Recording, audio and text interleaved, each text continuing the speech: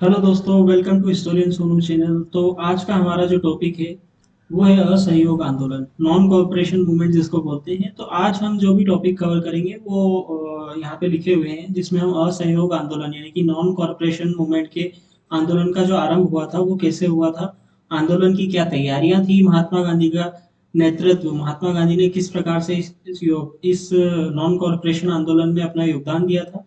कुमाऊं के किसानों की हम बात करेंगे यहाँ पे। कुमाऊं जो कि उत्तराखंड में एक जगह का नाम है, वहाँ के किसानों की क्या समस्याएं थी और उनका क्या योगदान था। साथ ही चोरी चोरा हत्याकांड या कांड जिसे हम कहते हैं, उसके बारे में जानेंगे। उस कांड का इस आंदोलन के ऊपर क्या असर होता है। साथ ही हम आखिरी में जानेंगे कि आंदोलन समाप्त कैसे होता है, क्योंकि ये कॉर्पोरेशन नॉन कॉर्पोरेशन मूवमेंट थी, ये कैसे समाप्त होती है वो जानेंगे। तो चलिए वीडियो को आगे बढ़ाते हैं। तो असहयोग आंदोलन का आरंभ, असहयोग आंदोलन का जो आरंभ होता है वो होता है दोस्तों 1 अगस्त 1920 में। औपचारिक रूप से शुरू हुआ था और बाद में आंदोलन का प्रस्ताव कांग्रेस के कलकत्ता अधिवेशन में 4 सितंबर 1920 को प्रस्ताव पारित हुआ था। ठीक है। कांग्रेस का जो अधिवेशन होता है वो कलकत्ता में होता है 4 सितंबर 1920 को, और उस अधिवेशन में इस आंदोलन का औपचारिक रूप से प्रस्ताव पारित हो जाता है। जो लोग भारत में उपनिवेशवाद को समाप्त करना चाहते थे एवं उनके आग्रह किया, तो उनसे आग्रह किया गया कि वो स्कूलों, कॉलेजों और न्यायालय न जाएं। यानी कि इस आंदोलन में जो जितने भी लोग थे, जो भारतवासियों से ये अपील की गई थी कि जो भी लोग स्कूल, कॉलेज और जो जुडिशरी से संबंधित थे, न्यायालय से संबंधित थे, उनको बोला गया था कि आप स्कूल जाना बंद कर दीजिए, कॉलेजों में जाना बंद कर दीजिए। और इसमें नितिन सिन्हा भी शामिल थे।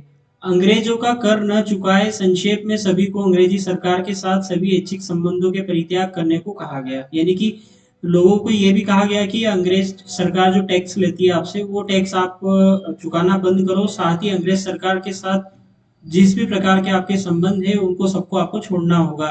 तो ये असहयोग आंदोलन की पृष्ठभूमि थी।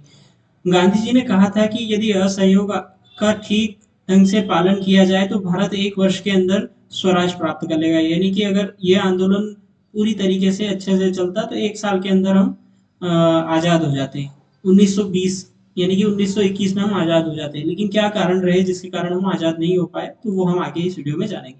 अपने संघर्ष का और विस्तार करते हुए उन्होंने खिलाफत आंदोलन के साथ हाथ मिला लिए, जो कि हाल ही में तुर्की शासक कमाल अतातुर्क द्वारा समाप्त किए गए सर्व इस्लाम के प्रतीक खलीफा की पुनर्स्थापना की मांग कर रहे थे। तो जो असहयोग आंदोलन था, उस आंदोलन के साथ जो खिलाफत आंदोलन था, जो कि तुर्की शासक द्वारा समाप्त किया गया था, तो इस आंदोलन के साथ में मिलन हो गया और इन लोगों ने भी इस आंदोलन में साथ दिया था। अब हम जानते हैं आंदोलन की तैयारी। तो आंदोलन की तैयारी कैसे होती है। गांधी जी ने यह आशा की थी कि असहयोग को खिलाफत के साथ मिलाने से भारत के दो प्रमुख समुदाय यानी कि हिंदू और मुसलमान, जैसा कि हमने अ, पीछे बात की थी, खिलाफत आंदोलन भी इसमें शामिल हो गया था। तो हिंदू और मुसलमान मिलकर औपनिवेश शासन का अंत कर देंगे। औपनिवेशिक शासन का मतलब होता है कि किसी भी देश पे किसी दूसरे देश का आकर राज करना, है उसी कहते हैं औपनिवेशिक शासन। यानी कि अंग्रेज जो कि ब्रिटिशर्स थे वो आके हमारे यहाँ शासन कर रहे थे, तो उन्हें हम कहते हैं, उस प्रकार के जो शासन होता है उसे कहते हैं औपनिवेशिक शासन।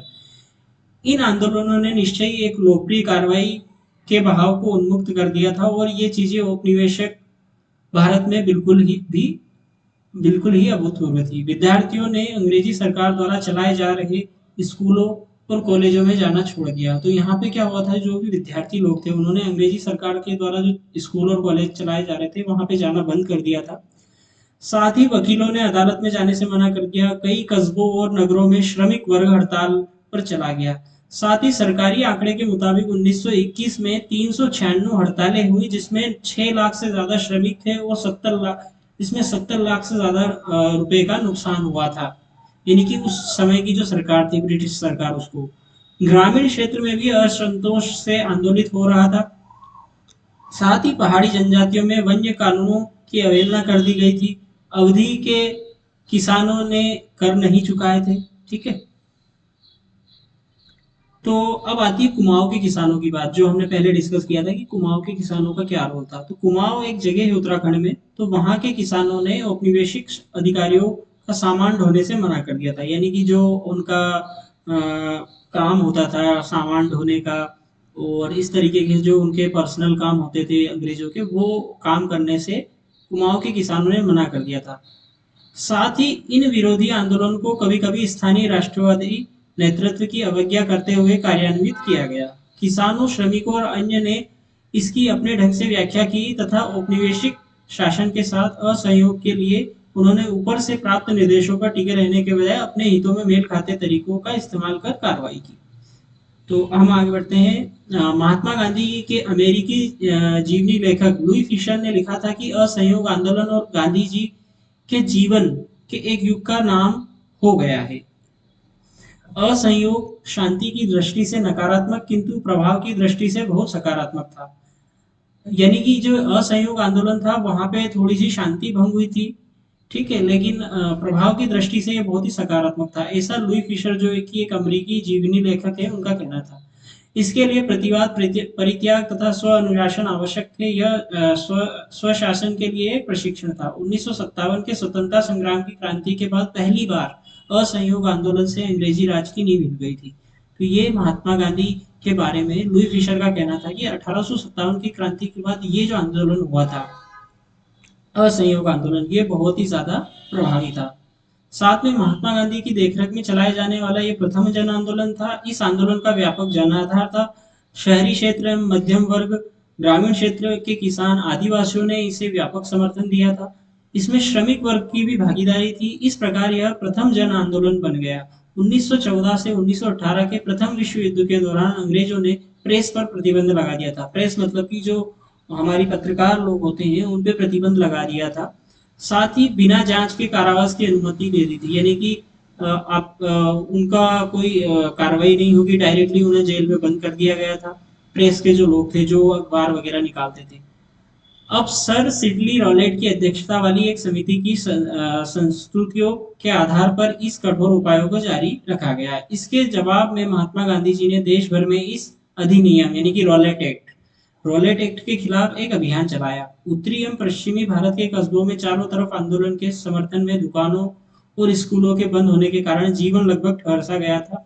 पंजाब में विशेष रूप से कड़ा विरोध हुआ था, जहाँ के बहुत से लोगों ने युद्ध में अंग्रेजों के पक्ष में सेवा की थी और अपनी सेवा के बदले इनाम की अपेक्षा कर रहे थे। तो पंजाब में जो है थोड़ा सा अ, इस आंदोलन के खिलाफ, यानी कि कुछ लोग ऐसे थे जिन्होंने अंग्रेजों का साथ दिया था, लेकिन इनकी जगह उन्होंने रॉलेट एक्ट दिया गया। यानी कि उन्होंने सेवा के बदले सोचा था कि यार हमें कुछ इनाम मिलेगा, हम सरकार के साथ में हैं, उस समय की तत्कालीन ब्रिटिश सरकार के साथ में, या उन्होंने सोचा कि यार इस सेवा के बदले हमें कुछ ना कुछ तो इनाम मिलेगा। लेकिन जो रॉलेट एक्ट था उसके तहत इन लोगों को भी जेल में बंद कर दिया गया। पंजाब जाते समय महात्मा गांधी जी को कैद कर लिया गया, स्थानीय कांग्रेस जनों को गिरफ्तार कर लिया गया। तब प्रांत की यह स्थिति धीरे धीरे और तनावपूर्ण हो गई तथा 13 अप्रैल 1919 में अमृतसर में यह एक खून खराबे में चरमोत्कर्ष पर ही पहुंच गई, जब एक अंग्रेज ब्रिगेडियर रेजिनॉल्ड डायर, यानी कि जिसको हम जनरल डायर के नाम से जानते हैं, अगर आपने थोड़ी बहुत हिस्ट्री के बारे में जानते होंगे तो आपने किताबों में पढ़ा होगा कि जनरल डायर ने एक हत्याकांड को अंजाम दिया था, जिसको जलियांवाला बाग हत्याकांड कहा जाता है। और इस हत्याकांड में करीब करीब 1200 लोग मारे गए थे और 1900 से 1700 1600 से 1700 लोग घायल हुए थे। एक्चुअली एक जगह है जलियांवाला बाग जो कि अमृतसर के पास में है, अमृतसर में ही है मतलब।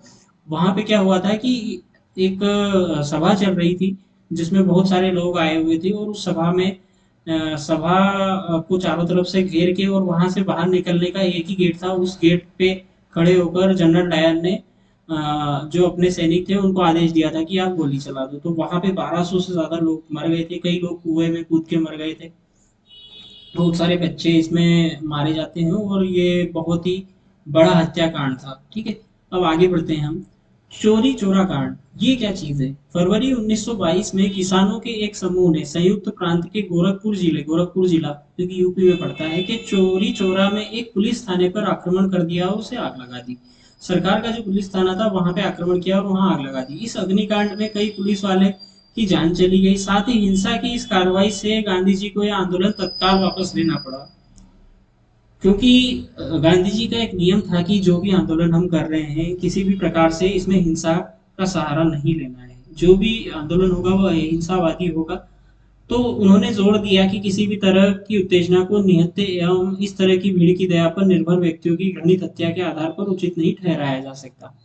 गांधी जी को मार्च 1922 में राजद्रोह के आरोप में गिरफ्तार कर लिया गया। ठीक है।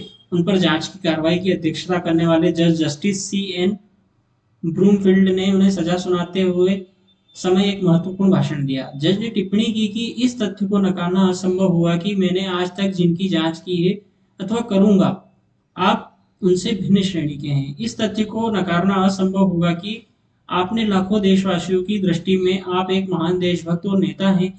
यहाँ तक कि राजनीति में जो लोग आपसे भिन्न मत रखते हैं, वे आपके उच्च आदर्श और पवित्र जीवन वाले व्यक्ति के रूप में देखते हैं। चूंकि गांधी जी ने कानून की अवहेलना की थी, अतः उस न्यायपीठ के लिए गांधी जी को 6 वर्षों की जेल की सजा सुनाना जाना आवश्यक था। यानी कि जो उस प्रकार के उस समय जो कानून थे, उस समय के कानून के अनुसार अगर जो भी व्यक्ति इस प्रकार का आरोप राजद्रोह का जिस पे आरोप लगता था, तो उसको कम से कम 6 साल की सजा सुनाना आवश्यक होता था। लेकिन जज ब्रूमफील्ड ने कहा कि यदि भारत में घट रही घटनाओं की वजह से सरकार के लिए सजा के इन वर्षों में कमी आए और आपको मुक्त करना संभव हुआ, तो इससे मुझे ज्यादा कोई प्रसन्नता नहीं होगी। यानी कि जो जज थे सी एन ब्रूमफील्ड, वो गांधी जी के प्रति उदारवादी भाव रखते थे।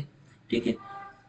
तो ये चोरा चोरी कांड था, एक पुलिस थाना था जहाँ पे लोगों ने पुलिस वालों को घेर कर और उस थाने को आग लगा दी थी, जिसमें पुलिस वालों की बहुत सारे पुलिस वालों की मौत हो गई थी।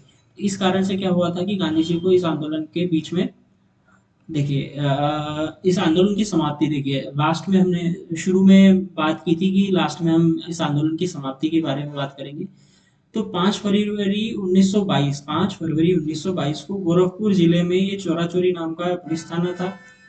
ठीक है। तो पुलिस ने क्या किया कि जबरन एक जुलूस निकल रहा था, उसको रोकने की कोशिश की। तो जनता जो थी वो उसने आक्रोश में आके थाने में ही आग लगा दी और इसमें एक थानेदार सहित 21 सिपाहियों की मृत्यु हो गई थी। तो इस घटना से गांधी जी स्तब्ध रह गए। 12 फरवरी 1922 को बारडोली में हुई कांग्रेस की बैठक में असहयोग आंदोलन को समाप्त करने का निर्णय के बारे में गांधी जी ने यह यंग इंडिया में लिखा। मतलब इस ये जो निर्णय लिया उसके बाद यंग इंडिया में उन्होंने लिखा था कि आंदोलन को हिंसक होने से बचाने के लिए मैं हर एक अपमान, हर एक यातनापूर्ण बहिष्कार, यहाँ तक कि मौत भी सहने को तैयार हूँ। अब गांधी जी ने रचनात्मक कार्यों पर जोर दिया। यानी कि ये जो आंदोलन था इस प्रकार से समाप्त हो गया। चोरा चोरी की जो घटना थी उसने इस आंदोलन को खत्म कर दिया। तो दोस्तों, अगर आपको ये वीडियो अच्छा लगा, ये जानकारी अच्छी लगी, तो चैनल को सब्सक्राइब जरूर करना, वीडियो को लाइक करना और शेयर और कमेंट करना नहीं भूलना। अगर आपको इसमें कोई पॉइंट छूट गया है तो वहाँ पे आप जाके वीडियो के कमेंट सेक्शन में जाके कमेंट कर सकते हैं। तो थैंक यू सो मच दोस्तों, तो मिलते हैं नेक्स्ट वीडियो में। और इसी प्रकार के वीडियोस हमारे चैनल पे हैं। अगर आप किसी भी प्रकार की इसी प्रकार के आंदोलनों की जानकारी जो कि आपके कॉम्पिटिटिव एग्जाम में हेल्पफुल हो सकती है, अगर आप वो चाहते हैं तो आप चैनल को सब्सक्राइब जरूर करना, क्योंकि यहाँ पे रेगुलर वीडियोस इसी प्रकार की आती रहती है जो कि आपकी कॉम्पिटिटिव एग्जाम में बहुत ज़्यादा हेल्प करती है। तो दोस्तों, आज के लिए इतना ही। Thank you so much.